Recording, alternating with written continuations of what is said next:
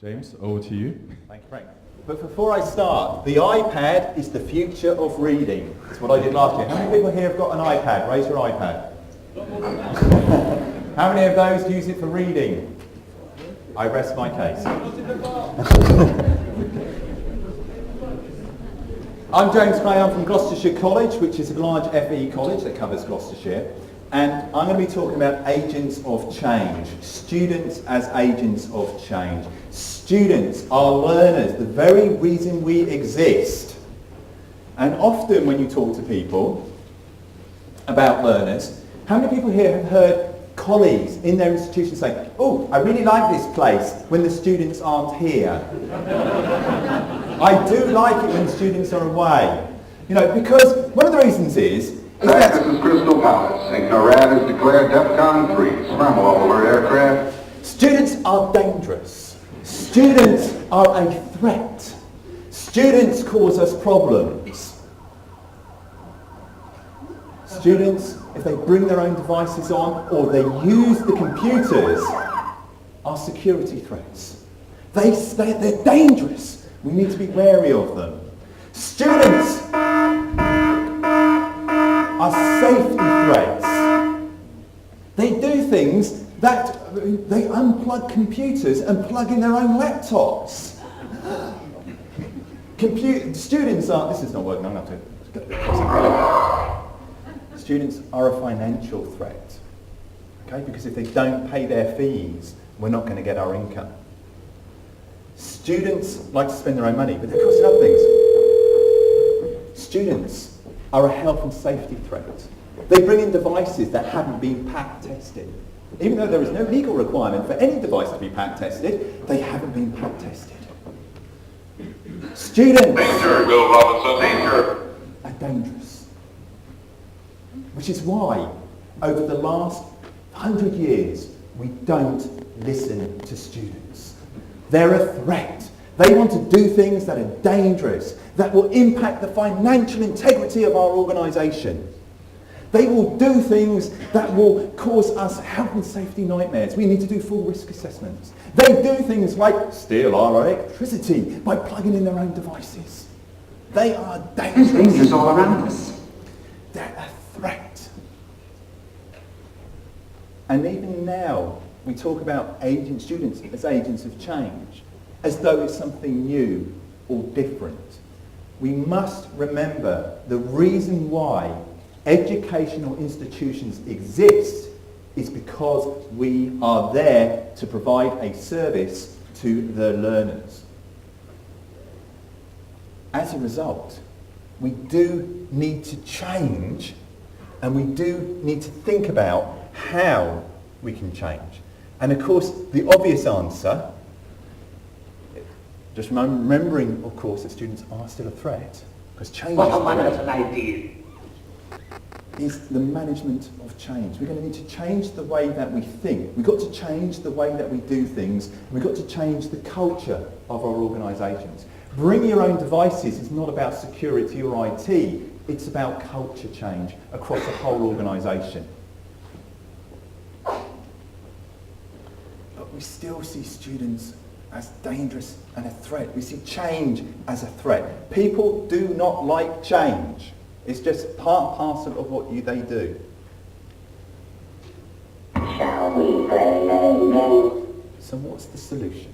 What's the solution to ensure that we can enable students' voice to be heard? How can we enable them to be listened to? As we said, the easiest solution is just to get rid of the learners. The organisation will work extremely effectively without the learners. We won't need to worry about security. We won't need to worry about ID badges. We won't need to worry about them hacking into our systems because we can just turn them off. Let's go home.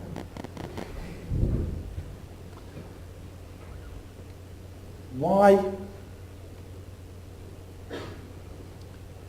do learners come to us? Why are they there? We sometimes got to remember that as we move on.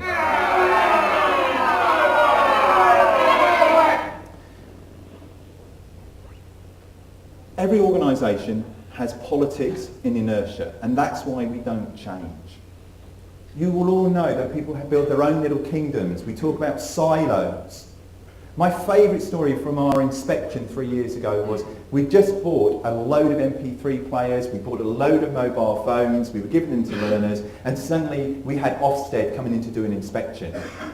And what was the thing that the estates department did? They put up loads of signs in every classroom that said, do not use MP3 players or mobile phones. In other words, we weren't even talking to each other, we weren't even listening to each other, let alone talking or listening to learners. We do things because we've always done them that way. An example of that is September for FE and probably October for HE. Why is it that we're so surprised that students arrive in September? It's not as though it happens every year, is it? The issue is that people talk about manic September. It's the busiest time of the year. Well, it is every year. So why don't you do something different? Why don't we do something to plan for that? We don't because of politics and inertia. And that's why we don't listen to students. One of the reasons we don't listen to students. But, as Bob Dylan would say, the times are a-changing. And due to copyright reasons, I'm not allowed to play that music. Now, how do we do this? Well, the one thing that we do is we're going to get focus groups in, we're going to get learners, we're going to ask them, who are you? We're going to ask them, what do you want? What do you want? You know, and of course, learners, you know, who are coming to us to learn stuff, of course, are the ideal, that they know what they want, they know what they need, and therefore it's all a done deal. Is that true? Do learners know everything or not? But of course, if they knew everything, they wouldn't be with us. That's why they come to us, because they want to learn. So it's not about us being about maternal or paternal and telling them what to do. We do need to listen. We do need to act on what they say. But, as I just said, students don't necessarily know what they need or what they want. Because that's part of the reason why they've come to the institution. We as an institution often deliver education in the same way that Henry Ford delivered liberal teas. You can have any colour you like as long as it's black. The problem with asking students is often, I'm not sure if Henry Ford ever said this, but if you ask students what they want, they often ask for things that actually, because they don't know what's around. And to quote another person, a lot of times people don't know what they want until you show it to them. And therefore, it's not just about listening to learners, but also about giving learners an kind of answer to this, giving them an opportunity to answer this question. What do you want to do?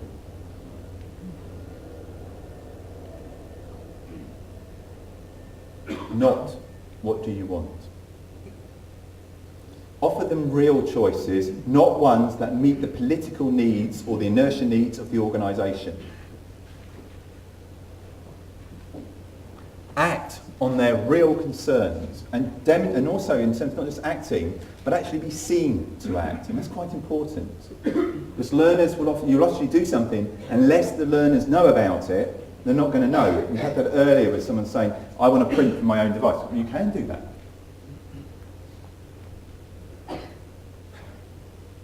I want to give some examples. Whenever Facebook is mentioned, people throw surveys back at me which says, well, if you do a survey with students, they don't want you to go into Facebook because Facebook's their social area and they want to keep it separate from their education. My view is that research is flawed because it asks the wrong question. Basically, the question that it's asking is, would you like us to come and be your friend on Facebook? Which is the same thing. Would you like to asking students like, would you like me to come home with you? Of course. It's creepy. It's pervy. But if you ask students, you know, what do you want to do? And they say, I want to be able to collaborate and access learning at a time and place that suits them, and give them that real choice of being able to do it through Facebook, they can make that choice. And that can have a real influence on their learning. It's not about saying, I want to be your friend. It's about saying, if you want this information, you can go to this page, like it, and get the information as and when you need it. So sometimes you have to ask different questions. rather than will you be my friend?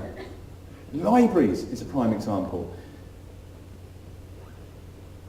I've got kind of two stories about libraries, but the first one is a real life one, which is I run 3 libraries at Gloucestershire College, and we had an issue with students using Facebook. We had an open policy, we didn't block Facebook, and students would come in and use Facebook.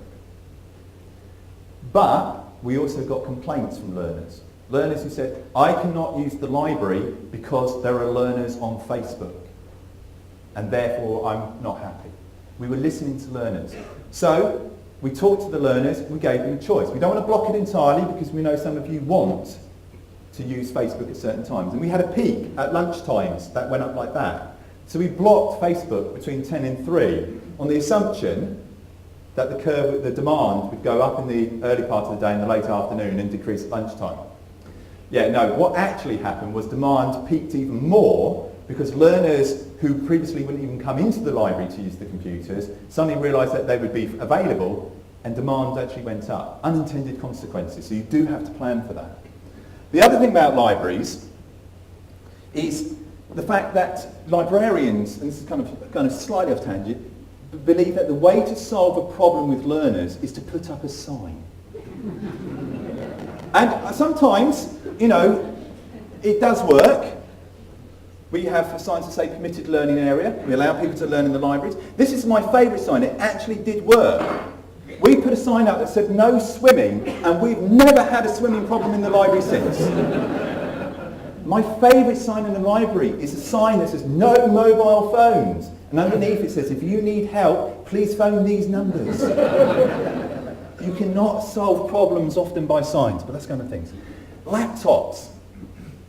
One of the things with laptops is getting people, there's unintended consequences of students bringing in their own devices. Students say we want to bring in our own devices. But there's issues with heat if you have 20 laptops in a seminar room that maybe haven't been designed into the building. People talk about power sockets. But, one of the things that we discuss, should we put power sockets into these buildings and rooms? But how many people's here's iPads are going to last all day without a charge? And who forgot to charge theirs last night in terms of doing that? Bringing your own devices is often not about students bringing their own devices into college. It's about them saying where and when they want to access learning. And often they want to do it at a time and place that suits them.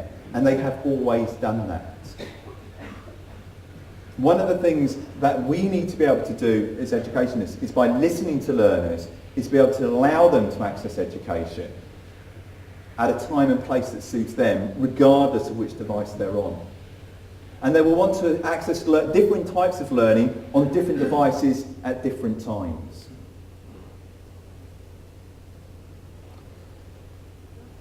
One of the wider issues that we seem to have problems with in education is we talk about the cloud as though it's something special and new, but we do have issues with listening because learners may not necessarily want to put stuff in the cloud, maybe because they don't understand the benefits it brings or the problems it brings. So again, one of the key things that we found is by working out what learners can do. And an example for us is we gave our learners originally 100 meg, as part of their network accounts, which is fantastic because it's about 70 times the size of a floppy disk. Most of our learners have no idea what one of those is. We now have the cloud where they have 25 gigs of storage. But actually, when you talk to learners, they still want to put things on a USB stick. And if you put in policies that ban USB sticks because we've got 25 gigs worth of online storage, you're going to cause problems. There's also issues of culture, in the sense of people may not necessarily have the software at home that enables them to access resources. So you need to change the culture of staff to stop them, for example, creating things using Microsoft Publisher because it makes things look nice.